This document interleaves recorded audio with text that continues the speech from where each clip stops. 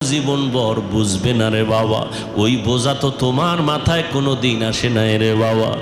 আম্মা জান ঘুমাইতে গেছেন, হঠাৎ বেদনা শুরু, ঘুম নাই, সারাটা রাত কান্নায় চলে গেল। খানার প্লেট নিয়ে বসছেন, খেতে পারে নাই, ব্যথা শুরু হয়ে গেছে। সারা দিন আম্মা জান কান্না করে কাটাইলেন।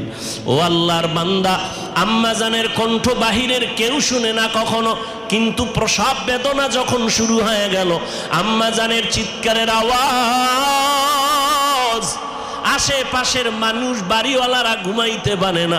মহিলা ঘরের মধ্যে কখনো কণ্ঠের আওয়াজ শুনি নাই, কিন্তু এখন চিল্লায় কেন রাত্র 12টার ভোরে? খবর নিয়ে দেখে বাচ্চার প্রসব বেদনা শুরু হয়ে গেছে। আম্মা জানের মনটা এতই যে দুর্বল, মনে হয় যেন মরিয়াই যাবে, এত চিৎকারের আওয়াজ। আমার দাদি, আমার নানি